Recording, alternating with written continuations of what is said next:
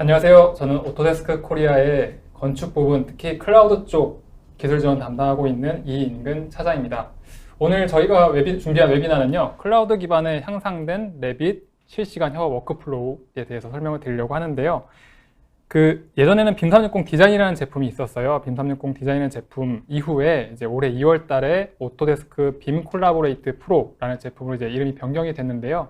그 변경된 제품을 활용을 해서 어떤 워크플로우 일을 하실 수 있는지, 왜 하셔야 되는지, 그리고 활용 사례는 어떤 것들이 있는지에 대해서 설명을 드리도록 하겠습니다.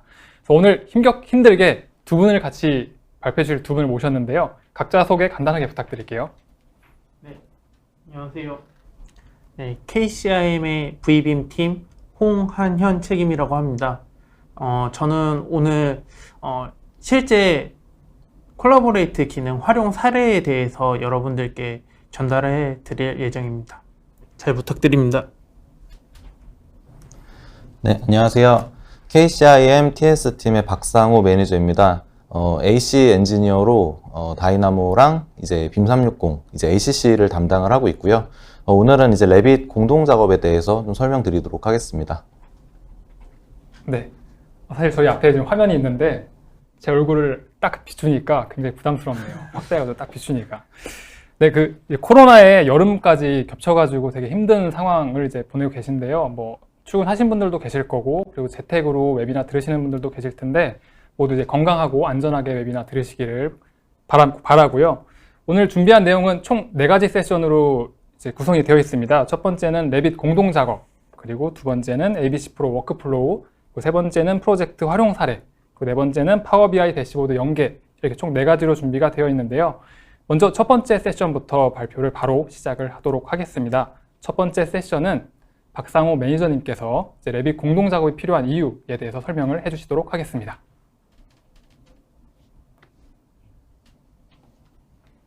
네, 안녕하세요. KCIM의 박상호 매니저입니다. 저는 오늘 레빗 공동 작업에 대해서 좀 설명을 드리려고 하고요. 네. 오늘 일단 세미나 주제가 이제 클라우드 기반의 레빗 공동 작업입니다. 그럼 이제 클라우드 기반을 잠깐 떼고 이제 레빗 공동 작업이 무엇인지에 대해서 먼저 잠깐 좀 설명을 드려야 될 것 같아요. 먼저 기존의 이제 협업 방식에 대해서 간단하게 좀 살펴보면 프로젝트에 구성되어 있는 이제 팀들 간에 파일을 송수신하실 때 가장 많이 활용이 되는 게 아무래도 이메일을 많이 주고 받으시겠죠. 자료를 요청을 하시거나 파일에 대해서 수정사항에 대해서 설명을 하실 때 먼저 전화로 이제 얘기를 전달을 하게 되면 해당 내용에 대해서 이제 이메일로 송수신을 하시게 됩니다. 그럼 그렇게 수발신된 그런 자료들은 이제 각각의 회사 내에 있는 어떤 서버 내에 먼저 날짜별이나 이슈별로 수발신 폴더에 먼저 저장이 되겠죠. 이제 말씀드릴 내용은 사실 여기부터인 것 같은데, 이렇게 수발신된 폴더에 저장되는 것 뿐만 아니라 뭔가 이게 최신 도면을 관리를 할 수 있는 도면 폴더에도 파일을 복사를 하시게 될 거고, 각각의 프로젝트 구성원들이 개인 작업 폴더에도 복사를 하시게 될 거고, 여러 이유로 파일을 많이 복사를 하시게 될 것 같아요. 이렇게 파일을 많이 뿐만 아니라 여러 명이 나누어서 작업을 하게 되는 경우에도 또 이제 구성원들 간에 여러 명이 나눠서 작업을 하시게 되고, 마지막으로 이거를 이제 취합하는 어떤 담당자분께서 그 작업된 내용을 또 취합하는 어떤 파일도 이렇게 생성을 하시게 되겠죠. 프로젝트를 진행하시던 방식이 같은 프로젝트인데도 복사본을 굉장히 여러 명이서 가지고 있다라는 그런 말씀이시죠? 네, 맞습니다. 이게 한 개의 서버 안에서 여러 개의 파일로 이제 복사가 되면서 결국에는 이제 취합된 이제 최신 파일이 이제 날짜별로 업데이트가 되면서 최신 파일을 좀 관리를 하시게 될 것 같습니다. 물론 조금 다른 방식이 있을 수도 있겠지만 아마 상당 부분은 좀 유사하게 좀 진행이 되실 것 같아요. 데이터를 이제 여러 개로 복사되는 게 아니라 이제 하나의 데이터로 작업을 하게 되시면, 이제 데이터를 이제 중앙화를 하게 되시면 커뮤니케이션에 있어서도 굉장히 좀 도움이 많이 되실 것 같고, 여러 가지 파일을 주고받고 이제 내용을 주고받으시는데도 혼선을 굉장히 줄이실 수 있을 것 같습니다. 뿐만 아니라 이제 최신 도면을 관리를 하시거나 어떤 버전 관리를 하시는 데 있어서도 굉장히 많이 도움이 되실 것 같아요. 레빗에서는 이렇게 공동 작업을 하실 때 실시간으로 협업을 할 수 있는, 여러 명이 동시에 작업을 할 수 있는 이제 센트럴 파일이라고 하는, 센트럴 모델이라고 하는 어떤 방식을 지원을 하고 있습니다. 네. 센트럴 모델이라고 하는 것은 방금 말씀드린 대로 한 개의 파일에 이제 여러 구성원들이 동시에 참여를 해서 실시간 협업을 할 수 있는 어떤 개념이라고 생각을 하시면 될 것 같은데, 간단하게 설명을 드리면 프로젝트에 참여한 어떤 이제 프로젝트 참여자들이 접근 가능한 어떤 사내의 서버에 센트럴 모델을 생성을 하게 됩니다. 그렇게 되면 이제 센트럴 모델 안에서 이제 각각의 사용자들에게 작업 권한을 좀 워크셋이라고 하는 작업 권한을 설정을 하실 수가 있는데, 그렇게 워크셋을 설정을 하고 나시면 각각의 구성원들은 권한 받은 어떤 부분에 대해서 작업을 진행을 하실 수가 있는 거죠. 그렇게 구성된 이제 워크셋을 부여받은 어떤 사용자가 센트럴 모델에 접근을 하게 되면 센트럴 모델을 직접 오픈을 하는 것이 아니라 이제 로컬 모델이라고 하는 어떤 개인 PC에서 로컬 모델이라고 하는 부분이 생성이 되면서 센트럴 모델에 좀 접속을 하는 개념이라고 생각을 하시면 될 것 같습니다. 그렇게 로컬 모델에서 이제 작업을 하시고 나서 싱크라고 하는 부분을 통해서 이제 센트럴 모델과 지속적으로 이제 업데이트, 이제 동기화를 진행을 하면서 센트럴 모델의 데이터를 좀 축적하는 방식이다라고 생각을 하시면 좋으실 것 같습니다. 저도 이 센트럴 모델을 실제 이제 프로젝트 진행을 할 때 사용을 했었는데, 사실 이제 여러 고객사분들 방문해서 얘기를 들어보면은 센트럴 모델이 뭔지는 알고 계시는데 네. 활용을 안 하시는 고객사분들도 많이 계시고요. 아직 센트럴 모델이 뭔지도 모르는 분들도 계시더라고요. 레빗 네, 모델링을 맞습니다. 하시는데. 그래서 이런 레빗 모델링을, 그러니까 센트럴 모델, 그러니까 한글로는 중앙 모델이죠. 중앙 네. 모델을 활용하게 되면은 그 모델 하나를 여러 명이서 동시에 작업한다. 네. 라고 쉽게 생각을 하시면 아주 좋을 것 네, 같습니다. 맞습니다. 네. 원래 기존의 작업 방식이랑 조금 다른 방식이기 때문에 좀 생소하실 수가 있는데, 한번 이제 적응을 해보시고 나면은 기존 거랑은 이제 완전히 좀 다른 프로세스다라고 이해를 하실 수가 있으실 것 같아요. 네, 그럼 이렇게 공동 작업을 할 수 있는 이 센트럴 모델을 이제 레빗에서 지원을 하고 있는데, 이 센트럴 모델을 이제 어디에다 저장해 두고 사용을 할 건지에 대해서 좀 고민을 하시게 될 것 같아요. 이제 저장할 수 있는 이제 협업 환경을 좀 세 가지로 좀 구분을 해서 설명을 드릴 수가 있을 것 같은데, 먼저 이제 로컬 서버, 레빗 서버, 클라우드 서버 이렇게 세 가지로 구분할 수가 있을 것 같아요. 먼저 로컬 서버 같은 경우에는 보통 일반적으로 회사에서 가장 많이 사용하는 이제 사내 서버를 활용을 하는 부분이죠. 뭐 특별하게 로컬 서버에 대한 설명보다는 사내에 구축되어 있는 서버에 방금 말씀드린 센트럴 모델을 저장을 하시고 방금과 같은 동일한 방식으로 진행을 하실 수가 있습니다. 레빗 서버도 사실 저는 사용을 해본 적이 없는데, 이제 로컬 서버랑 좀 유사한 상태로 뭔가 서버를 구축을 해야 된다는 걸로 알고 있어요. 혹시 로컬 서버랑 레빗 서버는 좀 어떤 차이가 있을까요? 로컬 서버랑 레빗 서버의 이제 가장 큰 차이점이라고 하면 약간 보안성에 대해서 얘기를 드릴 수 있을 것 같은데요. 우선 로컬 서버는 이제 각각 그 작업자들의 PC를 설정을 해서 이제 네트워크 드라이브라고 하죠. 각각 뭐 C 드라이브나 D 드라이브처럼 드라이브를 잡아서 그 드라이브에 업로드가 된 센트럴 파일들을 직접 작업을 하기 때문에 사용자들이 직접적으로 센트럴 파일에 접속을 할 수가 있습니다. 근데 레빗 서버 같은 경우는 이 PC의 세팅이 아닌 레빗의 세팅을 바꿔줘서 특정 IP나 특정 주소로 통해서 접속할 수 있는 서버로 접속을 하기 때문에 사용자들이 직접적으로 레빗 센트럴 파일에 접속을 할 수가 없습니다. 그래서 실질적으로 그 센트럴 파일에 접속을 할 수 있느냐 없느냐, 이거는 굉장히 중요한 보안 이슈가 될 수 있기 때문에 약간 그 차이점이 가장 클 거라고 생각이 듭니다. 그 레빗 서버를 사용하는 경우에는 저기 중간에 글자도 적혀 있지만 서버 구축 비용도 되게 비싸다고 들었는데, 그러니까 서버용 PC를 따로 구매를 해야 되는 거죠, 그러면은?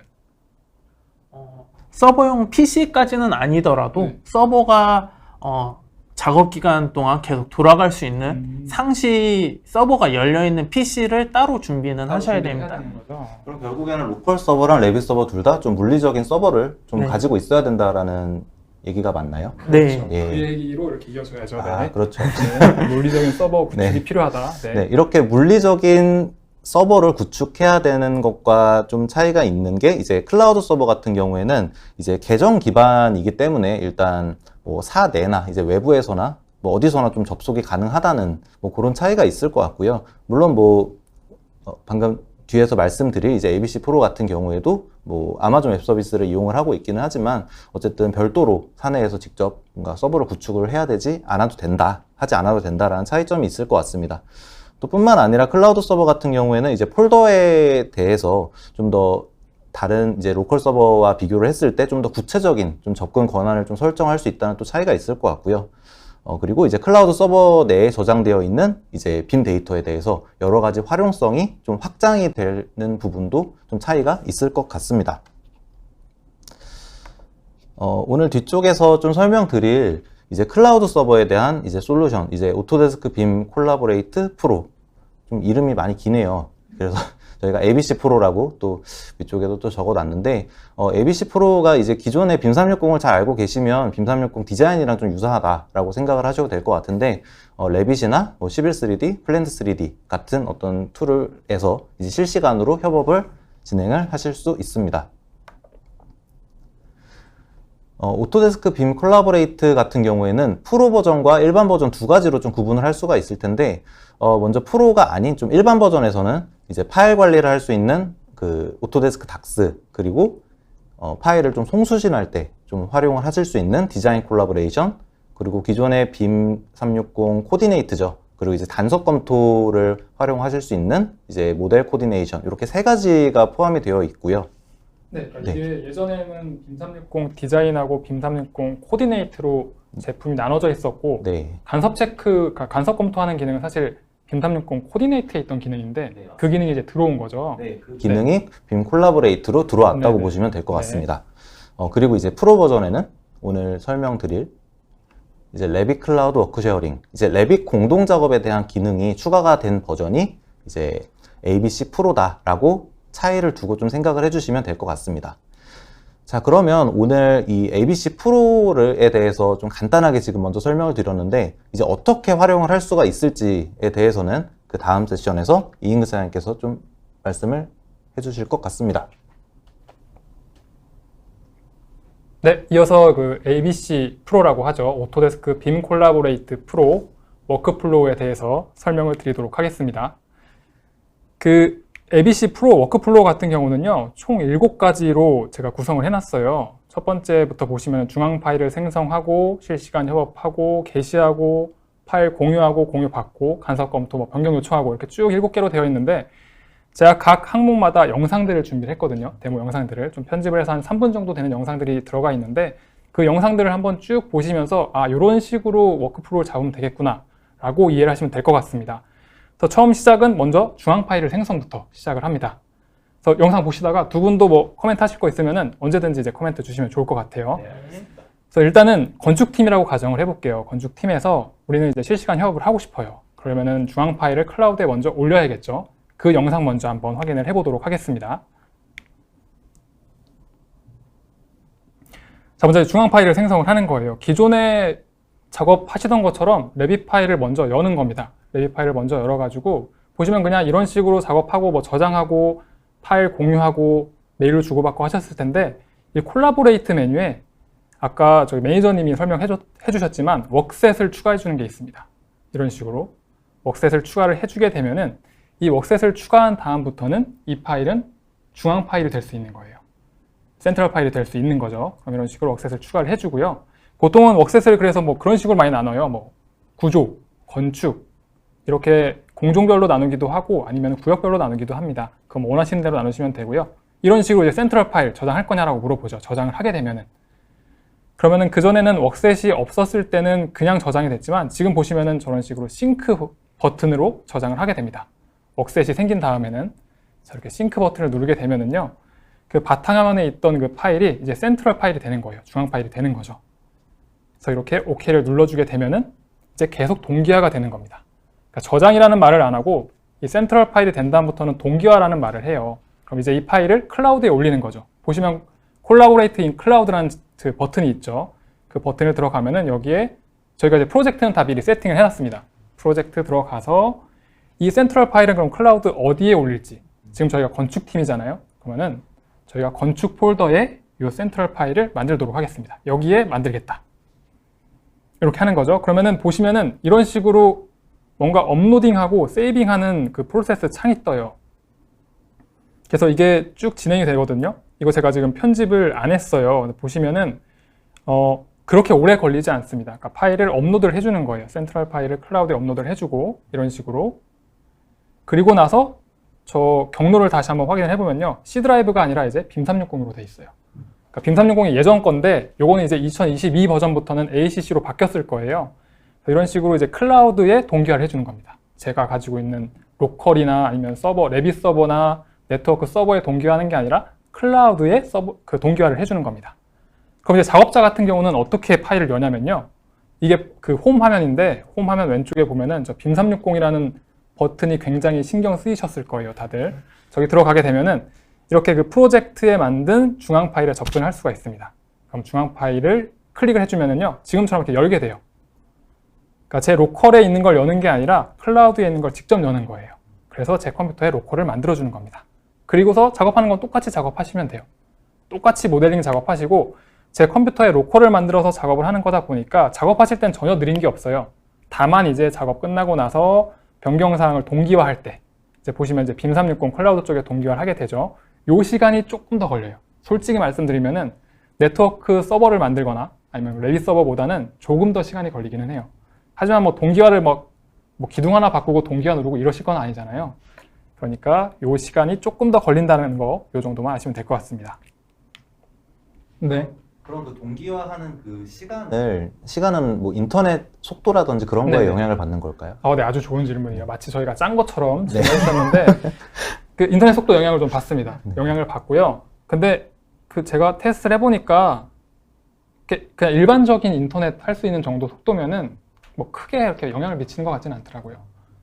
오히려 컴퓨터 사양, 그러니까 기본적인 컴퓨터 사양 그리고 기본적인 인터넷 정도라면은 크게 뭐 속도에 영향을 미치는 건 아닌 것 같다라는 게 제 의견입니다. 자, 그럼 이제 중앙 파일을 만들었으면은 요걸로 이제 한번 실시간 협업을 해봐야죠. 자, 이제 같은 건축팀이라고 했을 때 작업자가 2명 있다라고 가정을 해볼게요. 2명 다 동시에 작업을 해보는 거예요. 이 중앙 파일 하나를 열어가지고 동시에 작업을 해보는 거죠. 한번 볼게요. 먼저 이제 작업자 A라고 가정을 했을 때 똑같이 중앙 파일을 열어줍니다. 그 클라우드에 올라가 있는 거를 아까 그 레빗 홈 화면으로 들어가서 파일에 접근해서 열어주는 거죠. 클릭해서 이런 식으로 중앙 파일을 직접 열어줍니다. 그럼 이제 제 컴퓨터에 로컬 파일이 생성이 될 거고 거기에서 이제 작업을 진행을 하게 되죠. 저희가 이제 테스트로 진행을 한 거기 때문에 이제 모든 영상들은 이제 저희 셋이서 이제 다 준비를 했잖아요. 보시는 것처럼 이제 영상을 저희가 모델 작업을 뭐 벽체 위치도 좀 바꿔보고 좀 줄여보기도 하고 이런 식으로 뭐 작업을 해줍니다. 테스트용이니까 그냥 뭐 생각 안 하고 그냥 막 했어요. 네, 옥상에다 그냥 막 했습니다. 가장 쉽게 보이는 부분에 이런 식으로 모델링 작업을 하고 그리고 나서 다른 작업자 B가 이 작업 중인 파일을 똑같이 여는 거예요. 이렇게 똑같이 열어요. 동시에 열은 거죠. 자, 그럼 이렇게 열었을 때 작업자 A가 작업 중인 그런 객체들, 그러니까 뭔가 막 변경하고 이랬는데 그거를 끌게 되면은 이렇게 오류창이 뜹니다. 그러면서 이거는 누가 작업을 하고 있으니까 그 누구한테 이거 객체 권한 달라고 요청을 해라고 하는 거예요.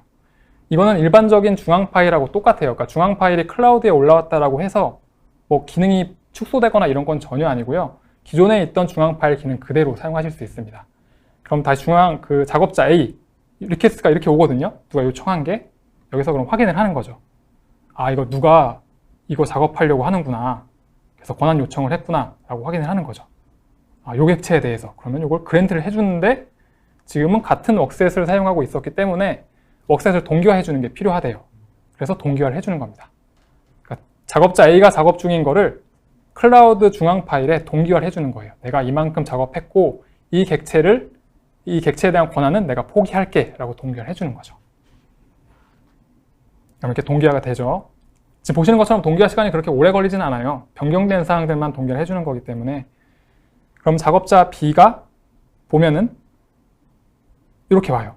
아, 누가 그거에 대해서 그랜트 해줬어, 동기화해줬어 라고 딱 오는 거죠. 그러면은 작업자 B도 동기화를 하는 겁니다. 그 변경된 사항을 업데이트를 해야 될 거 아니에요. 제가 작업 중인 거에도. 그럼 동기화를 해줍니다. 그러면은 그 객체에 대한 권한을 제가 가지고 오는 거예요. 작업자 B가, 제가 아니라. 그럼 작업자 B가 권한을 가지고 와서 똑같이 작업을 해줄 수가 있게 되는 겁니다. 자, 이게 업데이트가 됐죠. 그리고서 작업자 B가 이걸 옮겨보면은 아까는 권한 때문에 안 된다라고 했지만 지금은 딱히 옮겨지죠. 그리고 이렇게 옮기는 순간 권한은 작업자 B가 다시 가지게 되죠. 이런 식으로 실시간 협업이 진행이 되는 겁니다. 그래서 웍셋 구분하는 것도 굉장히 중요하고요. 누가 어떤 파일에 어느 부분 작업할지 이런 거 나누는 것들이 굉장히 중요해지는 겁니다. 실시간 협업을 할 때는. 그래서 이런 식으로 실시간 협업을 진행할 수가 있게 됩니다. 기존의 중앙 파일을 사용하셨던 분들이라면은 기존에 작업하던 거랑 크게 다르지 않네 라고 생각을 하실 거예요. 왜냐면 그 기능 그대로 클라우드에 옮긴 거라고 보시면 되거든요. 여기까지 뭐 질문 있으세요? 없으시죠? 왜냐면 저희가 만든 거니까. 네. 그리고 나서는 퍼블리시라는 개념이 있어요. 중앙 파일을 게시하는 게 있는데 이게 싱크하고는 조금 개념이 다릅니다. 게시라는 거는 클라우드에서, 그러니까 지금 쭉 중앙 파일 만든 거는 작업자들끼리 공유를 하는 거잖아요. 근데 게시를 한다라는 거는 웹에 게시라는 거예요. 그러니까 다르게 얘기하면은 저희가 출력을 하잖아요. 프린트로 출력을 웹에다가 출력을 해준다라고 이해를 하시면 됩니다. 퍼블리시를 해준다라고 이해를 하시면 됩니다.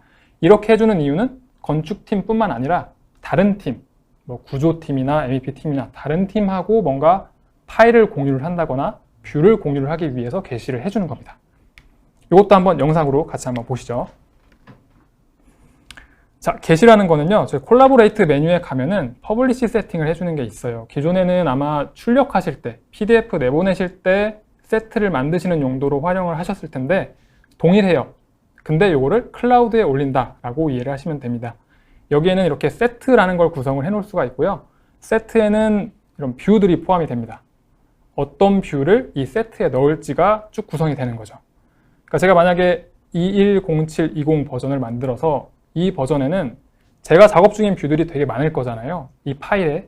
그 중에서 제가 이 세트에 넣을 뷰를 선택을 해주는 겁니다. 지금은 뭐 평면도랑 그리고 인면도 몇 개만 넣을 거예요. 그리고 3D 뷰 한 2개 정도만 선택을 해서 넣어줄 겁니다.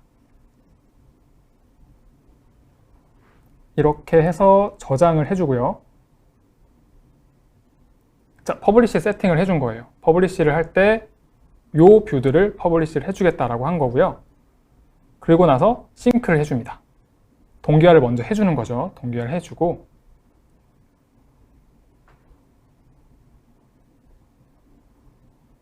동기화를 해주는 이유는 이제 변경사항이 생겼기 때문에 그거를 일단은 먼저 클라우드 중앙 모델에 동기화를 해주는 거예요. 그리고 나서 홈 화면으로 가보면은 여기 Publish Status라는 창이 있어요. 이걸 새로 고침을 해주게 되면은 업데이트 어베일러블이라고 뜨죠. 그러니까 이제 퍼블리시를 할 수 있다라는 거예요. 그러면 선택을 해주고 퍼블리시 버튼을 눌러줍니다. 그럼 여기서 이렇게 퍼블리시를 해줘요. 그럼 제가 아까 퍼블리시 세팅했던 그 뷰들이 이제 웹에 출력이 되고 있는 겁니다. 사실 요거는 시간이 되게 오래 걸려요. 그래서 제가 편집을 했거든요. 되게 짧아 보이는 것처럼. 저희 테스트 할 때 되게 시간 오래 걸렸잖아요. 제가 다 잘라냈습니다. 사실 게시하는 거는 시간이 좀 오래 걸리더라고요. 그래서 퍼블리시를 하게 되면은 이 웹 지금 보시는 게 오토데스크 닥스, 그러니까 중앙 파일이 올라가는 공간인데요. 여기 보시면은 저 버전 있죠? 저 버전 업데이트 되는 게 이렇게 퍼블리시 할 때마다 버전이 업데이트가 됩니다. 그래서 버전 클릭을 해보면은 언제 누가 게시했는지가 다 이력이 남아요. 그러니까 누가 뭘 공유하려고 했었는지가 다 이력이 남는 거예요. 그리고 그 파일을 들어가 보면은 아까 웹에 출력을 하는 거라고 말씀을 드렸잖아요. 거기 포함되어 있던 뷰들이 여기 왼쪽에 보시는 뷰 리스트에 이런 식으로 다 확인이 가능합니다. 3D 뷰, 아까 제가 선택했던 것들 있죠. 그런 게 이렇게 전부 다 포함이 되게 됩니다. 그러니까 이런 식으로 웹상에서 누군가한테 공유를 한다거나 아니면 파일을 공유를 하기 위해서 쓰이는 개념이 바로 이 게시라는 개념입니다. 퍼블리시. 자, 이후에 4번, 5번, 6번, 7번이 있는데요. 이 4, 5, 6, 7에서 쓰이는 게 전부 다 이 게시 파일 기준으로 활용이 돼요. 그러니까 싱크하고 중앙 파일 싱크하고 동기화하는 거는 그냥 같은 팀 내에서 쭉 모델링 할 때 쓰는 거고요. 지금 4, 5, 6, 7번에 있는 뭐 간섭 검토하고 뭐 패키지 만들고 이런 것들은 전부 게시한 파일 기준으로 진행이 되는 거다라고 이해를 하시면 됩니다. 그래서 다음에 보여드릴 거는요. 그러면은 이제 예를 들어서 구조팀에서도 똑같이 뭐 중앙 파일 센터를 만들어가지고 동기화하고 뭐 게시하고 이럴 텐데 그거를 공유를 해주는 거예요. 그러니까 우리가 구조팀에서 작업 중인 파일을 건축팀에서도 봐야 될 거 아니에요. 근데 그렇다고 구조팀에서 작업 중인 파일을 그냥 열기는 좀 보안도 있고 뭐 권한 문제도 있죠. 좀 꺼림직하죠. 제가 보여주고 싶지 않은 것도 있는데 구조팀에서도 마찬가지로 게시를 할 거고, 그럼 그 게시된 파일을 건축팀에 공유해 주는 겁니다. 우리 이런 파일 게시했으니까 너네 요거 뭐 작업하는데 반영하던지 말던지 이거 한번 봐봐 라고 이제 공유를 해주는 거죠. 그럼 건축팀에서는 그 파일 확인하고 공유 받는 것까지 한번 영상으로 확인해 볼게요.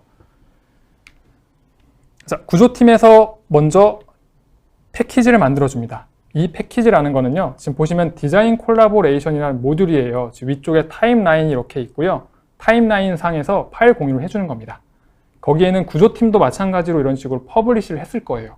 자기들이 작업 중인 거 퍼블리시를 했을 건데, 그 퍼블리시한 구조 파일, 그거를 이 타임라인 상에 패키지를 만들어서 공유를 해주는 겁니다. 여기 보시면 create new package라고 있죠. 자, 이제 패키지를 만들어요. 여기 이름을 뭐 보통은 날짜 쓰고 어디 뭐 변경권 이런 거 쓰지 않을까요? 그죠? 그래서 날짜를 쓰고요. 패키지 이름을 먼저 만들고요. 그리고 거기에다가 퍼블리시 할 때 세트를 추가해 주잖아요. 그 세트를 여기서 선택을 해주는 겁니다. 어떤 뷰들을 공유할지, 어떤 파일을 공유할지를 여기서 선택을 해주는 거예요. 그래서 선택을 해주고 세이브를 해줍니다. 그리고 이 패키지를 쉐어, 공유해 주는 거죠. 뭐 필요한 설명사항 있으면 여기다 추가하면 되는 거고요. 이제 쉐어를 해줍니다. 그러면은 패키지가 이렇게 쭉 쉐어가 되죠. 자, 왔어요. 제가 클릭해보면은 동그라미로 표시가 되죠. 동그라미가 패키지예요. 기존에 뭐 공유했던 파일들, 패키지들이 이렇게 다 타임라인에 남아요. 다른 팀들이 했던 것도. 그리고 지금 한 거는 이제 제일 오른쪽에 뜬 거죠. 그럼 이제 건축팀 같은 경우는 구조팀에서 패키지를 공유를 해줬으니까 그걸 한번 확인을 해볼게요. 저기 이제 구조팀 타임라인에 패키지 만든 게 저렇게 표시가 되어 있죠. 그럼 클릭을 해보는 겁니다. 그럼 거기에 포함되어 있는 파일이랑 세트가 이렇게 표현이 돼요. 밑에 쪽에. 제가 내용 확인하는 거는 좀 이후에 설명을 드릴 거고요. 이거를 그러면 어떻게 업데이트 하는지를 한번 보여드릴게요. 이거를 공유 받으려면 컨슘 버튼을 눌러주는 겁니다. 패키지 클릭해서 컨슘을. 그러면은 이런 식으로 원에 색이 칠해져요. 컨슘 받은 거는. 그러면서 오른쪽에 사각형이 표시가 됩니다. 이 사각형은 복사본을 뜻해요. 이게 보면은 건축팀 폴더에도 컨슘이라는 폴더가 있고 그 안에 팀별로 폴더가 따로 있어요. 그럼 여기에 복사본이 생성이 되는 겁니다. 그러니까 구조팀에서 작업 중인 파일 말고 그거와 별개로 복사본이 따로 생성이 되는 거예요. 어디에? 컨슘 폴더 안에. 그렇죠. 이런 식으로 건축팀에서는 그거를 받아서 쓰는 거고, 그러면은 이제 작업자가 링크를 해야 될 거잖아요. 저희 보면은 링크 걸 때 익스터널 레퍼런스 쪽에 보면은요, 이렇게 클라우드에 바로 접근할 수 있어요. 그러면은 링크를 걸 때 구조팀에서 작업 중인 파일로 그냥 가는 게 아니라 이 건축팀의 컨슘 폴더 안에 있는 우리가 공유받은 파일을 링크를 걸어주는 겁니다. 그래야만 구조팀에서 막 바꿀 때마다 우리 링크 건 게 바뀌는 게 아니라 우리 팀에서 컨슘 할 때마다 업데이트가 되는 거죠. 이게 무슨 차이냐면은 링크한 파일을 관리를 해줄 수가 있는 거예요. 관리를. 이런 식으로 링크를 걸게 되면은 이렇게 링크가 걸려요. 그러니까 링크를 걸 때도 뭐 제 로컬에다가 따로 복사본을 이렇게 다운로드 받아가지고 그걸 링크 거는 게 아니라 클라우드에 있는 거 직접 링크 거는 겁니다. 이런 식으로. 세이브 패스 보면은 빔360이라고 클라우드로 되어 있죠. 이런 식으로 해서 링크를 바로 걸어주는 겁니다. 네, 어렵지 않죠? 네, 질문 있으세요? 네. 지금 말씀하셨을 때 컨슘 폴더에 있는 구조 파일을 링크를 건다고 하셨는데, 기존에 제가 작업을 할 땐 그렇게 따로 복사본이 아닌 실제 원본에 접속을 해서 링크를 걸었고 실시간으로 작업을 하는 사항들을 공유를 했었는데, 네네. 이렇게 되면 실시간으로 솔직히 작업이 되는 건 아니잖아요. 네네. 그래서 이게 그러면은 아예 실시간으로 링크를 걸 수 없는 건지, 아니면 저렇게 컨슘 된 것 외에 실시간으로도 링크를 걸 수 있는지 네네. 좀 궁금합니다. 네. 그 질문을 사실 많은 분들이 해주시는데, 이게 그러면은 컨슘 폴더에 있는 것만 링크를 걸어야 되느냐, 우리는 실시간으로 보고 싶다라고 하시면은 저희가 라이브 모델이라고 얘기를 해요. 구조팀에서 직접 작업 중인 파일을 그대로 링크 걸 수도 있어요. 네. 그대로 링크 걸 수 있는데, 다만 그렇게 되면은 싱크할 때마다 업데이트가 되겠죠. 그러니까 제가 만약 건축팀인데 구조팀에서 작업 중인 라이브 파일을 직접 링크를 걸어요. 그럼 구조팀에서 싱크할 때마다 제 모델에 있는 게 업데이트가 돼버리는 거예요. 그러니까 작업하는데 굉장히 바뀐다고 그렇게 생각을 되겠죠. 그러니까 그런 식으로 뭔가 어려움이 있기 때문에 저희가 권장하는 방법은 컨슘 폴더에 있는 거 링크 거는 거를 권장을 드립니다. 자, 그리고 이게 이제 추가된 기능인데 보시면은 간섭 검토하는 기능이 예전에는 따로 있었죠. 이제 그게 들어왔어요. 같은 제품 안에 들어왔습니다. 기존에 빔 360 디자인 사용하시던 분들도 사용할 수 있는 기능이에요. 저희가 쉐어드 폴더라는 게 따로 있습니다. 쉐어드 폴더가 뭐냐면은 패키지를 만들 때 그러니까 다른 팀마다 이제 패키지 만들어서 쉐어를 해줄 거잖아요. 그럼 쉐어해 줄 때마다 복사본이 생성이 되는 곳이에요. 그럼 이제 복사본이 생성된 곳에 기준으로 해가지고 간섭 검토를 한번 해보는 거죠. 너네 이렇게 해가지고 파일 공유해줬어? 근데 우리가 간섭 검토 해보니까 이런 문제가 있어. 요거 다시 수정해줘. 라는 워크플로우예요. 그래서 지금 같은 경우는 이렇게 쭉 퍼블리시했던, 제가 퍼블리시한 기준이라고 계속 말씀을 드리잖아요. 퍼블리시한 뷰 기준으로 X열, Y열 딱 정렬을 시켜가지고 간섭 체크를 자동으로 해줍니다. 간섭 검토를. 근데 저는 건축이랑 구조만 따로 빼가지고 간섭 검토를 하고 싶어요. 그래서 이 뷰를 따로 만들어주는 겁니다. 그러니까 뭐 전체 다 할 수도 있지만 제가 원하는 것만 골라가지고 간섭 검토할 수도 있어요. 그래서 이런 식으로 이제 뷰를 따로 만들었고요. 건축이랑 구조만 있는데 그래서 요거를 세이브 뷰를 먼저 해줄 거예요. 자, 저장을 먼저 해주는 거죠. 요거는 건축이랑 구조 간섭 검토한 거야 라고 만들어 주고요. 요거를 퍼블리시를 해줍니다. 그러니까 저만 보는 게 아니라 우리 프로젝트 사람들 다 같이 보자 라고 이제 퍼블리시를 해주는 거예요. 자, 이제 이런 식으로 그럼 이제 뷰를 만들어 놓고요. 그럼 이제 건축이랑 구조랑 우리 뷰 만든 거 간섭 검토 리스트를 한번 확인을 해보고 싶은 거죠. 그럼 저기 왼쪽에 있는 것처럼 리스트를 딱 들어가 보면은 이런 식으로 간섭 검토가 자동으로 돼요. 지금 보면은 구조 철골이랑 건축벽이랑 딱 간섭이 생겼죠. 그럼 처음 할 일은 간섭이 아닌 것들을 먼저 빼주는 겁니다. 발라내 주는 거죠. 나비 속에서 간섭 검토하듯이 요거는 간섭이 아니야 라고 이렇게 빼주는 거예요. 그럼 이렇게 숫자가 줄면서 정말 이제 리스트, 간섭 검토된 것들만 남게 되죠. 그리고 리스트에서 선택을 해보면은 이렇게 어떤 것들 간섭이 나는지가 다 표현이 됩니다. 그리고 만약에 이제 요거를 그럼 이거 구조에서 좀 수정을 해줘야 될 것 같아요. 구조팀에서. 그러면은 이슈를 만들어 가지고 담당자한테 보내는 거예요. 딱. 예전에는 이제 메일로 보냈을 텐데 그거를 이제 이슈를 만들어서 웹상에서 바로 그냥 내용을 쓰는 겁니다. 요런 거 간섭 있으니까 구조팀에서 수정을 좀 해주세요.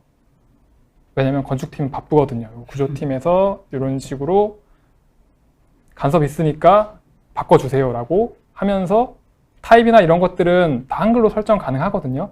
지금은 그냥 이제 있는 거 썼는데 이런 것들 뭐 타입이나 이런 것들 써주고요. 그리고 담당자, 어사인도 담당자를 구조팀, 지금 저희는 만들 때는 저희 홍책임님으로 했었죠. 구조팀 담당자를. 그래서 책임님께 개인적으로 보낼 수도 있고 아니면은 회사나 역할 구분해 놓은 거, 그러니까 그룹으로 보낼 수도 있어요. 지금은 이제 개인으로 보낼게요. 위치 같은 거 자세하게 써줄 수도 있고요. 그 듀데이트 언제까지 해주세요라고 날짜 지정도 가능합니다. 듀데이트랑 뭐 스타트 데이트 같은 거 딱 적어주고 그리고 원인 같은 거 적어줄 수도 있고요. 이미지 캡처 자동으로 이렇게 들어가고요. 원하시는 경우 여기에다 커멘트 쓰시면 돼요.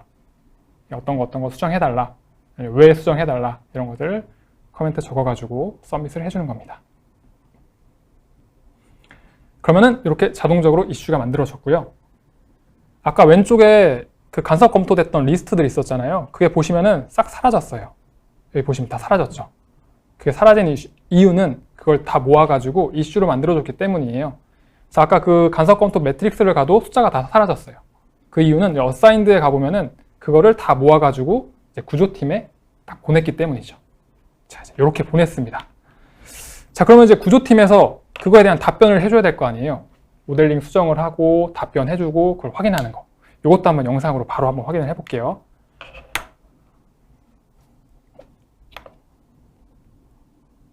자, 그러면은 책임님께서 이런 식으로 메일을 받습니다. 그죠?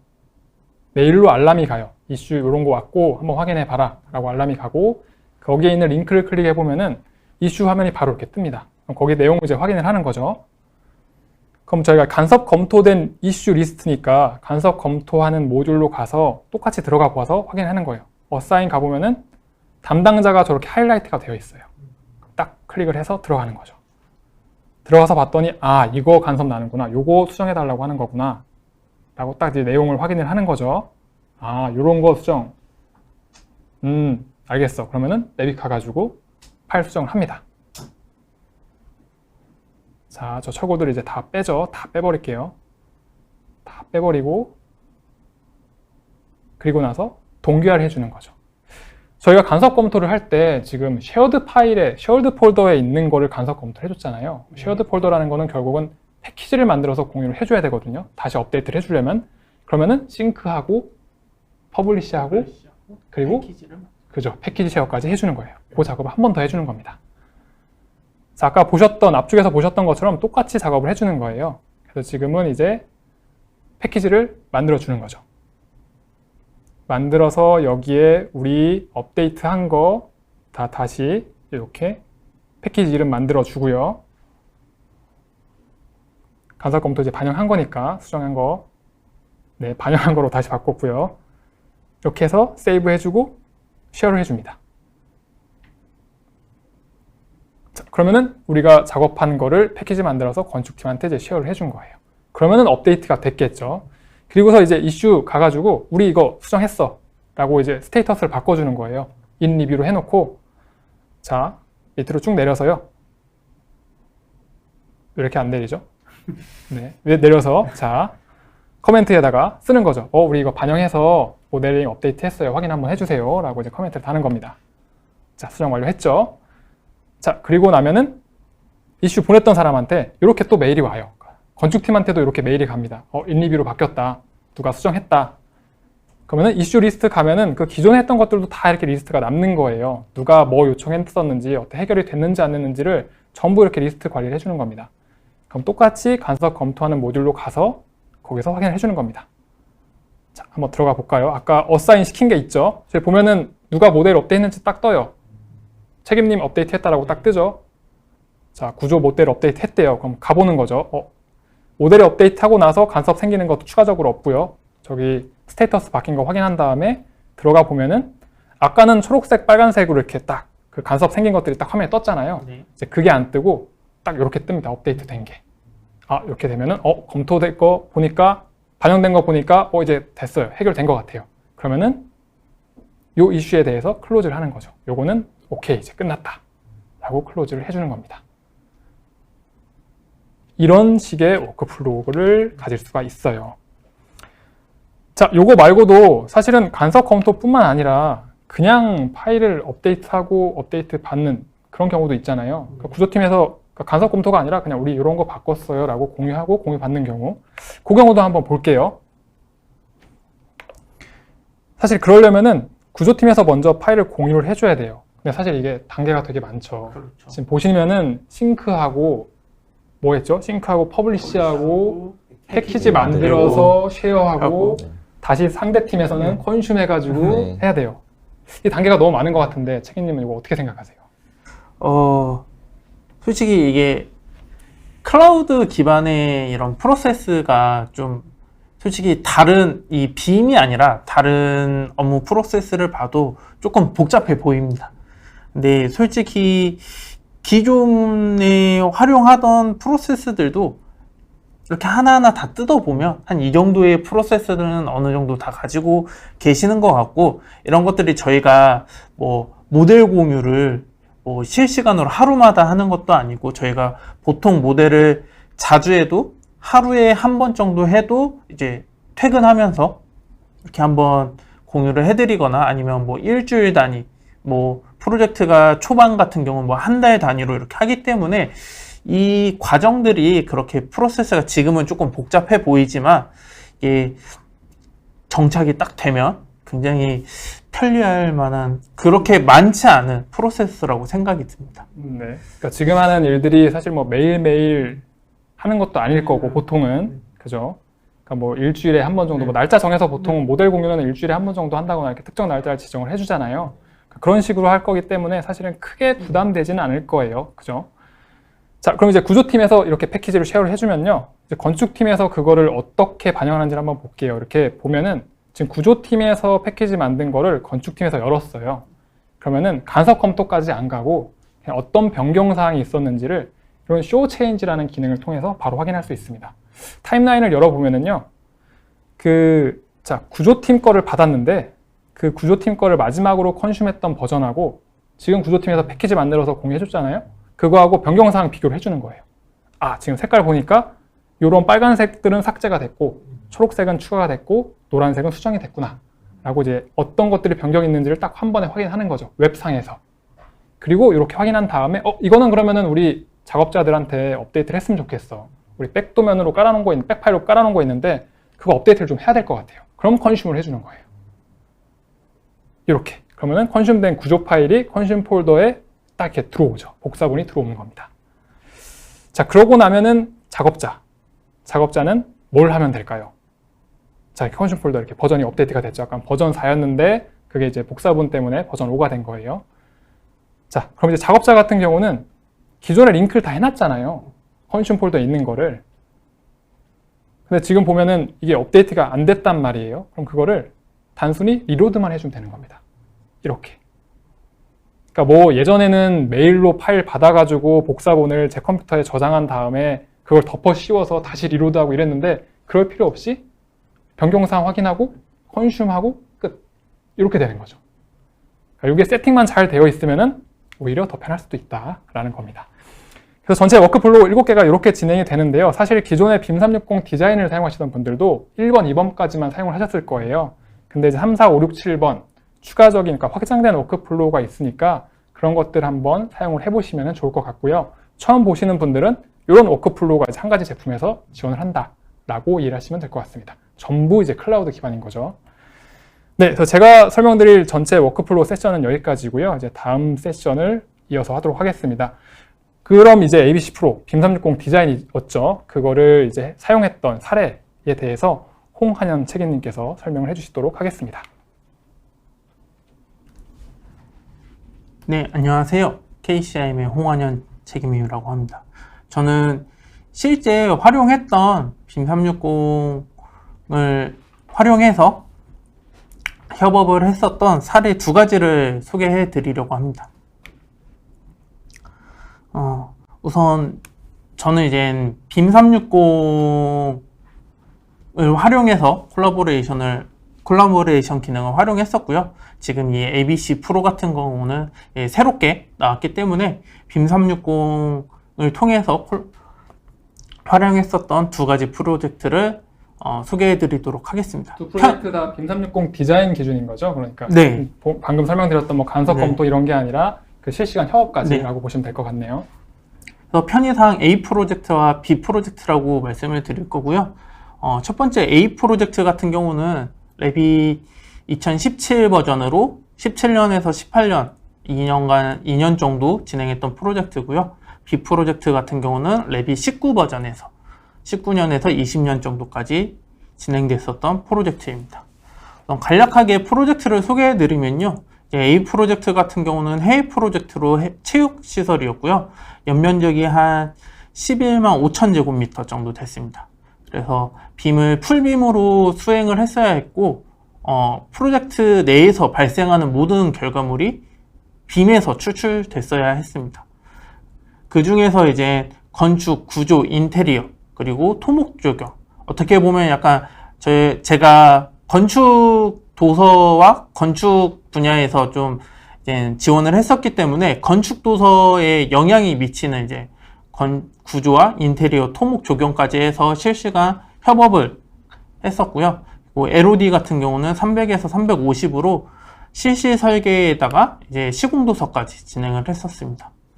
그리고 B 프로젝트 같은 경우는 국내 프로젝트였고요. 문화 복합 시설이었고 연면적이 한 35만 제곱미터 정도 됐습니다. 그래서 이 프로젝트 같은 경우는 빔 프로젝트이긴 했지만 이제 수행하는 공정이 건축 구조 MEP 정도였고요. 그래서 설계 도서 작성하고 시공성 검토하는 프로젝트였습니다. 그래서 빔 360을 전체적으로 이제 같이 실시간으로 협업을 한 경우는 건축과 구조였고요. LOD는 300 정도의 실시 설계 도서를 작성하였습니다. 투입 인원 같은 경우도 지금 A 프로젝트 경우에는 이제 메인 설계사 분들하고 저희 이제 컨설팅 저희 인원들과 그리고 해외 프로젝트이기 때문에 좀 해외 모델러들도 굉장히 많았고요. 또 구조 설계사 그리고 토목 조경 같은 경우는 이제 설계사에서 직접 하지 않고 이제 협력상을 통해서 빔을 수행을 했고 한 45명 정도 되는 인원들이 동시에 클라우드에 접속해서 빔을 수행했었던 프로젝트입니다. B 프로젝트 같은 경우는 이제 메인 설계사가 한 30여 명 됐었고, 이제 서브 설계사가 이제 해외사가 있었는데요. 해외사 한 10명 정도. 그리고 이제 빔 데이터를 구축하고 이제 컨설팅을 해주던 이제 20명 정도의 빔 인원들이 있었고, 이제 구조 협력사 같은 경우도 이제 설계사에서 직접 하진 않았지만 이제 외부 빔 업체를 통해서 진행을 했었고, 빔 360 이 콜라보레이트 기능을 활용한 인원은 한 60여 명 정도 되는 것 같더라고요. 근데 실질적으로 저희가 투입돼서 가장 많이 투입돼서 일었었던 인원들은 한 평균 한 30여 명 정도 된 걸로 파악이 되고 있습니다. 프로젝트가 두 개 다 굉장히 큰 프로젝트인 것 같고 네. 사실 사용하시는 인원도 되게 많은 것 같거든요. 네. 사실 저는 실제 프로젝트에서 사용해 본 적이 없어서 항상 의문이었던 게 네. 이 정도 프로젝트에 이 정도 인원들이 붙었는데도 사용하시는데 뭐 이렇게 속도 같은 뭐 큰 문제는 따로 없었나요? 우선 뒤에 이제 장단점을 네. 말씀드릴 때 조금 네. 다시 얘기를 해드리긴 하겠지만, 우선 뭐 45명, 뭐 60명 이렇게 인원이 굉장히 많아 보이지만 실제로 작업하시는 분들은 이제 각각 파일 분야별로 나눠져서 작업을 하기 때문에 한 파일에 많은 경우 한 5명 정도 작업을 하시고요. 뭐 적게는 한두 분이 작업을 하시기 때문에 작업하는 데는 크게 인원으로 인해서 느려지거나 이런 뭔가 문제가 생기는 일들은 없다고 보셔도 될 것 보통 같습니다. 파일을 다 이렇게 나누니까. 네. 그렇죠. 그러면 지금 조금 전에 이제 워크플로우를 설명을 해주실 때 네. 좀 이게 복잡하다, 좀 더 좀 워크플로우가 좀 길어진다라는 그런 얘기가 있었는데, 그러면 그럼 초기에 그런 많은 인원이 실시간 협업을 한다는 것도 굉장히 생소한 일이었을 수가 있는데, 네. 초기에 어떤 그런 뭐 문제가 발생한 거나 그런 점이 있었을까요? 초기에는 큰 문제는 솔직히 없었고요. 초기에는 이 활용 방법을 몰라서 솔직히 좀 문제가 됐었던 것들은 있는데요. 앞에서 이제 얘기해 주신 것처럼 이 워크플로우에서 굉장히 많은 단계들이 있는데, 그것 역시도 뭐 빔 PM 아니면 빔 관리자 권한을 가지신 분들 한두 분께서만 작업을 하시면 되는 일들이기 때문에 그런 것들도 뭐 전 인원이 다 숙지할 필요는 없고 그걸 관리해 주시는 분들만 알고 계시면 되는 거기 때문에 이런 거를 도입을 한다고 하셔도 크게 부담은 안 가시셔도 될 것 같습니다. 모델링 작업하시는 실제 작업자분들은 사실 크게 바뀌는 게 없죠. 파일을 네. 열 때 로컬에 있는 걸 여는 걸 대신에 클라우드에 있는 걸 여는 거 그렇죠. 말고는 사실은 달라지는 게 없기는 해요. 그죠? 네. 관리자분들이 조금 이제 네. 머리가 아픈 거지. 그죠? 네. 그럼 이어서 계속 한번 들어볼까요? 네. 그래서 A 프로젝트 같은 경우 이제 간략한 뭐 조직도랑 이제 납품 파일들을 설명을 해드릴 건데요. 이제 A 프로젝트는 좀 실시 설계랑 시공이 이제 같이 진행됐던 패스트 트랙 프로젝트라서 건설사가 저희 위에 있었습니다. 그래서 저희는 이제 메인 설계사 소속으로 계속 작업을 했었고요. 그래서 풀빔 작업이었기 때문에 기본적으로 모든 협력사들이 레빗으로 작업을 했었지만 이제 메인이 되는 건축을 기반으로 건축 도서에 영향이 가는 인테리어와 토목 조경 그리고 구조 이 정도는 저희 그 메인 설계사의 빔 프로세스 안에서 실시간 협업을 했고요. 그리고 나머지 뭐 F&B도 있었고 뭐 파사드나 뭐 다른 MEP 설계사들도 모두 레빗을 사용을 하고 각자의 빔 프로세스를 수행을 한 거지 빔을 수행을 안 한 건 아닙니다. 그러니까 레빗 설계사분들 역시도 굉장히 MEP 같은 경우도 분야가 또 많기 때문에 각 분야별로 각각 그 또 다른 빔 클라우드 서버를 활용을 하신 분들도 있고 아니면 그냥 앞서 소개가 됐었던 로컬로 작업을 하신 분들도 있습니다. 하지만 최종적으로는 저희가 다 취합을 해서 레빗으로 최종적인 레빗으로 최종 결과물들이 납품이 되었고요. 그래서 이 프로젝트 경우는 이제 빔을 중심으로 했기 때문에 가장 중요했었던 납품 파일은 이제 레빗 파일이 됐고, 그 다음으로 이제 조금 설계 도서로서 의미를 갖는 파일은 PDF가 됐습니다. 좀 한국하고 조금 달랐던 경우긴 한데요. 레빗 파일 자체가 있기 때문에 도서로서는 그냥 PDF만 있으면 됐고, 좀 그런 치수나 이런 것들을 좀 더 확인하거나 아니면 레빗 자체가 너무 무겁기 때문에 그런 것들을 좀 보완해서 CAD를 참조용 파일로 저희는 제출을 했었습니다. 그리고 두 번째 프로젝트입니다. 두 번째 프로젝트 같은 경우도 이제 빔 프로젝트였지만 우선 건축, 구조, 그리고 MEP만 레빗을 활용을 해서 납품을 했었고요. 그렇기 때문에 아까 A 프로젝트와 좀 다르게 좀 CAD 기반의 설계가 진행됐었던 것들도 많습니다. 하지만 저희가 건축 도서를 만들기 위해서 일부 이제 파사드와 토목 조경 같은 경우가 저희는 일부 업무 롤에는 없었지만 그것들을 저희가 데이터를 구축을 해서 도서를 작성을 했었고, 그리고 일부 간섭 검토도 같이 진행을 했었던 프로젝트입니다. 그래서 이번 프로젝트 같은 경우는 국내 프로젝트이기 때문에 레빗 파일과 CAD 파일이 좀 중점적으로 납품이 됐었던 프로젝트입니다. 그리고 모델 구성입니다. 조금 A 프로젝트와 B 프로젝트가 차이점 중 가장 큰 게 이제 A 프로젝트 같은 경우는 모델과 도면 모델을, 그러니까 실제 이제 건축 어떤 3D 형상을 가진 모델과 도면 2D 웍을 하기 위한 모델을 이제 두 개로 나눠서 작업을 했었던 거고요. B 프로젝트 같은 경우는 이제 건축 모델이 있으면 도서까지 한 번에 작업했었던 그런 프로젝트였습니다.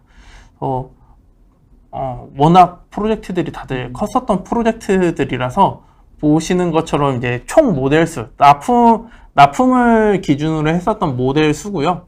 그래서 A 프로젝트를 한 60여 개 정도, 그리고 총 모델 용량 같은 경우는 약 7기가 정도 나왔고요. B 프로젝트 같은 경우는 54개의 모델에 총 용량은 한 10기가 정도 나왔습니다. 보면은 파일 용량도 많고 파일 개수도 되게 많은 것 네. 같아요. 이게 뭐 클라우드에 그 뭐 파일 용량 제한은 따로 없었죠? 네, 제가 파일 하나마다. 네, 파일 하나마다 용량 제한은 없었고요.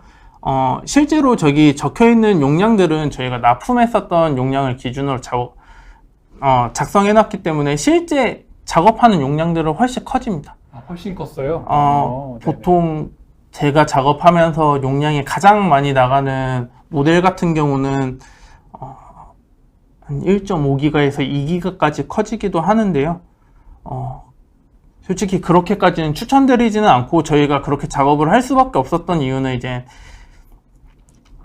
초반 모델을 분리하는 과정에서 이게 더 이상 쪼개지면 이게 설계상 문제가 되는 것들이 있기 때문에 이런 것들은 발주처랑 협의를 해서 좀 용량이 크게 나간 것들이 있는데, 최종적으로 납품을 할 때는 1기가 이하로 거의 다 맞춰서 나갈 수가 있었습니다. 1기가 넘는 거를 추천드리지는 않지만 네. 어쨌든 할 수는 있다. 네. 작업하시는 데는 그죠? 이게 되지만 할 수는 있다. 네, 이게 작업하시는데 뭐 네. 저희도 조금씩 문제가 되고는 있기는 한데요. 이 용량이 커지면 솔직히 레빗 자체가 워낙 무겁기 때문에 느려지기는 하지만 그게 클라우드라서 더 느려진다 이런 건 없습니다. 그 얘기가 듣고 네. 싶었습니다. 네. 클라우드라서 더 느려지는 건 이 없다. 용량이 무거워져서 느려진 거지 네. 클라우드라서 느려지는 거는 없었습니다. 서버에서 작업하는 거랑 네. 그런 부분은 동일하다는 거죠. 네. 그래서 이 클라우드에 대해서 잠깐 설명을 드리면, 클라우드가 저희가 인터넷에 바로 접속을 해서 내 컴퓨터에 전혀 파일이 없이 작업이 되는 게 아니라, 일단 뒤에서 조금 설명을 드리겠지만, 이게 개인 컴퓨터로 로컬 파일들이 만들어진다고 생각을 하시면 됩니다. 그래서 로컬 파일들이 만들어지기 때문에 용량이 많아져도 작업하는 데는 클라우드와 그냥 일반 로컬 서버랑 큰 차이는 없다고 보시면 되겠습니다. 그래서 이제 이렇게 프로젝트를 하면서 좀 장단점들을 제가 좀 적어봤는데요. 우선 장점은 역시 협업입니다. 뒤에서 좀 더 협업에 대해서는 좀 더 디테일하게 설명을 드릴 예정이지만 우선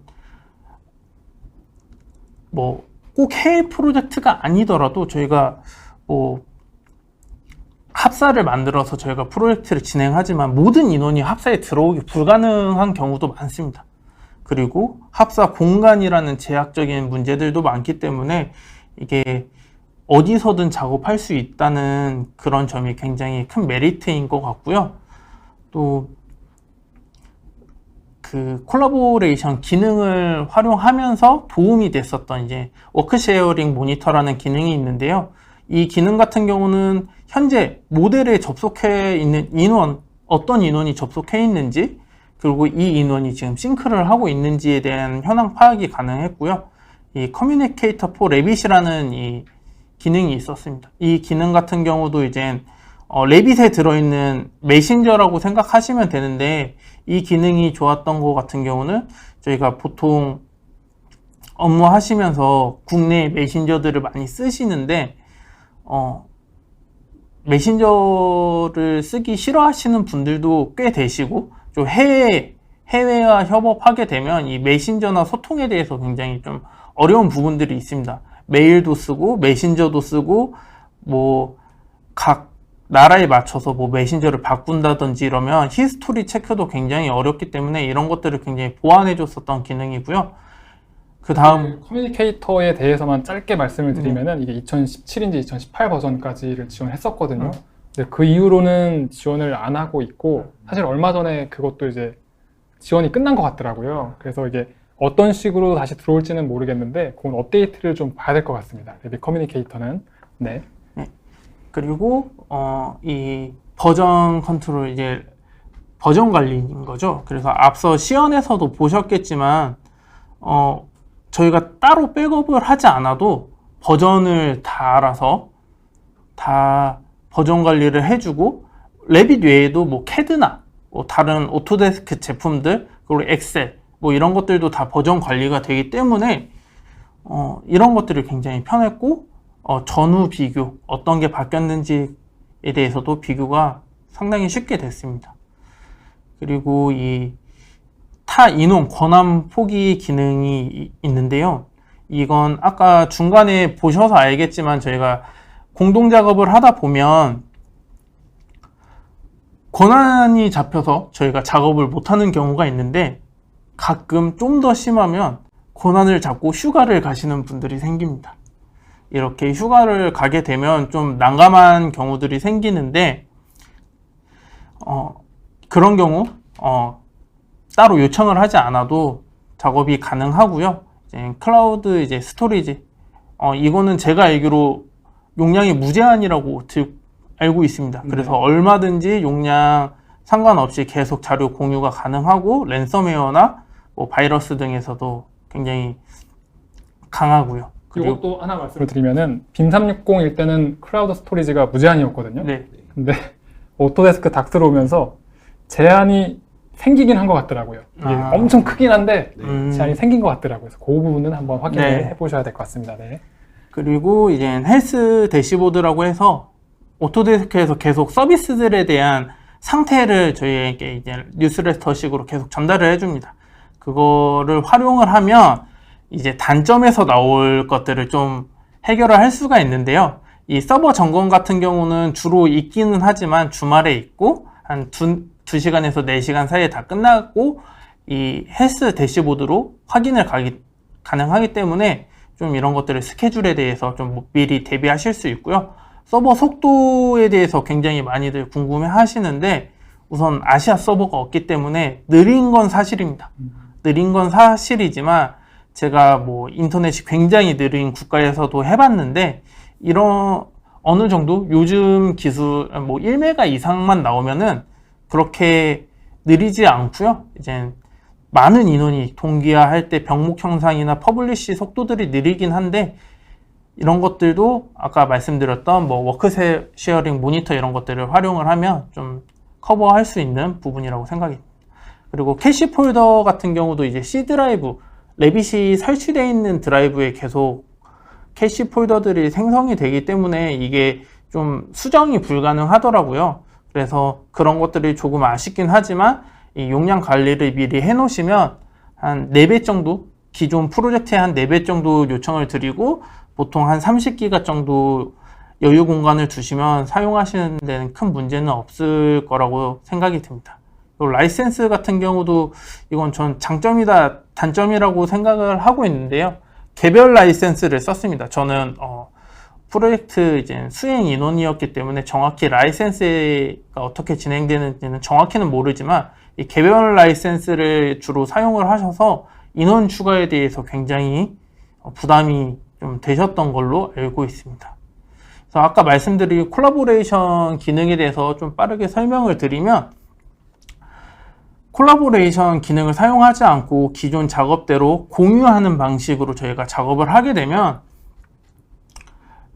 좀 극단적인 예로 저희가 한 프로젝트 기간 내에 동일 파일로 작업하는 기간이 한순간도 없습니다. 모델을 보내주는 순간 저희는 계속 작업을 하기 때문에 모델들은 계속 업데이트가 되고 특히 최종 납품 시에는 뭐 일주일, 한 달 간격으로 저희가 모델을 공유를 하지만 납품 직전까지 저희가 납품을 뭐 협력사를 믿고 받기는 하지만 저희도 업데이트를 하기 때문에 정합성이 많이 떨어지게 됩니다. 하지만 콜라보레이션 기능을 사용을 하게 되면 이것들을 다 클라우드 안에서 공용 파일을 가지고 원데이트를 사용하기 때문에 우선 최종 납품 결과물의 퀄리티가 올라가고 정합성에 대해서는 굉장히 높은 퀄리티를 가지고 갈 수 있다고 생각이 듭니다. 네, 우선 저의 사례 발표는 여기까지 진행이 되었고요. 다음에 이인근 차장님께서 좀 더 발표를 이어가도록 하시겠습니다. 네, 이어서 발표를 하기 전에요. 그 발표 시간이 저희가 워낙 전달해드리고 싶은 내용이 많기 때문에 벌써 3시가 넘었거든요. 딱 2가지 먼저 말씀을 드리고 제가 세션 발표를 진행을 하겠습니다. 먼저 첫 번째로는 설문조사 이제 좀 이따 나갈 거거든요. 설문조사 꼭 참여 부탁드리고요. 그 2번째로는 저희가 지금 계속 설명드리고 있는 ABC 프로 그리고 레빗, AC 컬렉션 같이 이제 구매를 하실 때 프로모션을 진행 중이라고 제가 알고 있습니다. 그래서 관련돼서는 지금 구매하고 계시는 각 사의 파트너사 분들께 문의를 해보시면 좋을 것 같습니다.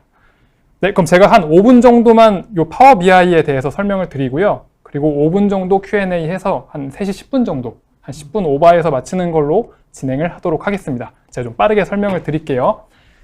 오토데스크, 그래서 이 제품이요, 이렇게 4가지 제품으로 이루어져 있습니다. 그 중에 하나가 ABC 프로, 오토데스크 빔 콜라보레이트 프로라는 제품이고요.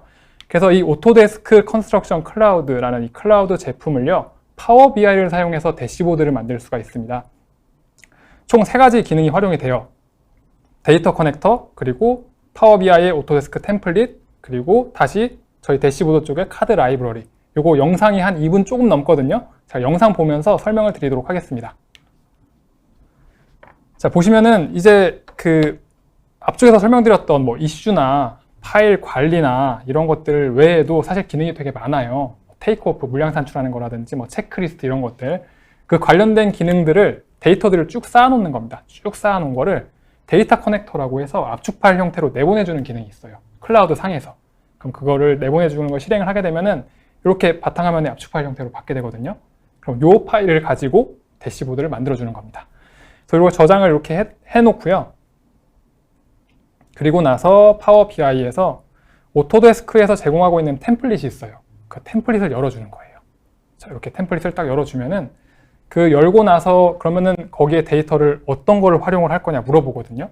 그러면은 그 소스 폴더에 저희가 다운로드 받은 그 압축 파일 있잖아요. 그거에 대한 주소를 딱 입력을 해주는 겁니다. 그럼 이렇게 입력만 해주면요, 자동적으로 대시보드가 그냥 나와요. 되게 저는 신기하더라고요. 저 파워비아이를 이거 할 때 처음 써봤는데 대시보드 만드는 게 되게 간단하더라고요.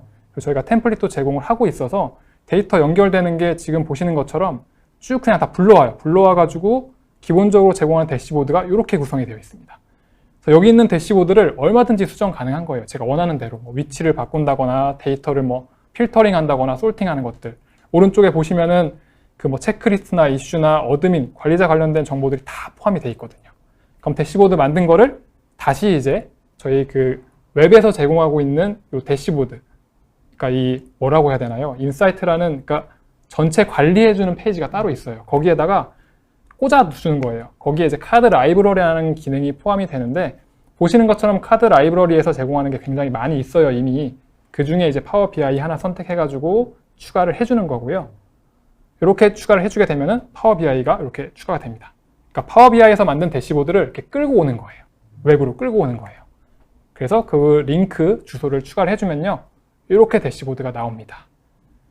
그럼 이게 파워 BI 대시보드가 좋은 점이 이렇게 대시보드 딱 생성이 됐잖아요. 여기서도 필터링하고 소팅하는 게 가능해요. 제가 보고 싶은 것만. 그러니까 이슈를 지금 누가 뭐 늦게 했는지 이것만 딱 소팅해서 보는 게 가능한 거죠.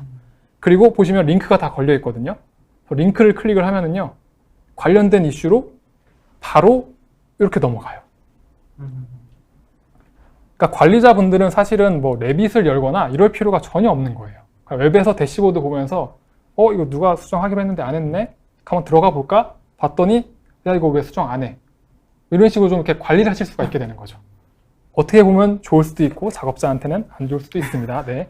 프로젝트 관리자분은 그 대시보드에 파워 BI 대시보드만 확인을 해도 모든 걸 다 확인할 수가 있겠네요. 그렇죠. 모든 걸 다 확인할 수가 있게 되는 거예요. 그리고 그 대시보드를 저희가 포지라는 걸 활용해서 개발할 수도 있거든요. 개발한 플랫폼에 그 파워 BI 대시보드를 꽂아 넣을 수도 있고, 아니면 파워 BI에 그 포지에서 제공하고 있는 뷰어를 불러올 수도 있어요.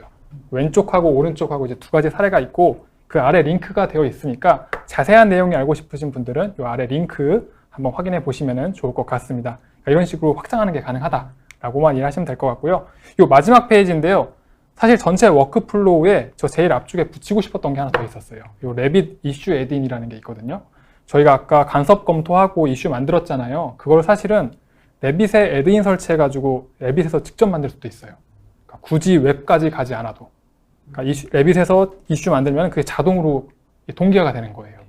근데 그래서 이 이슈 애드인 설치하는 게 있는데, 제가 확인을 해보니까 뷰 같은 게 조금은 아직은 이게 권장할 만하지가 않더라고요. 따라오질 않아가지고 요거는 기능 업데이트 되는 걸 조금 보고 이제 좀 권장해드릴 만 싶어졌다라고 판단이 되면은 그때 다시 한번 워크플로우에 추가를 해보도록 하겠습니다. 그래서 관심 있으시거나 한번 확인해보고 싶으신 분들은요, 요 레빗 이슈 애드인 설치해가지고 테스트 해보시는 것도 좋을 것 같아요.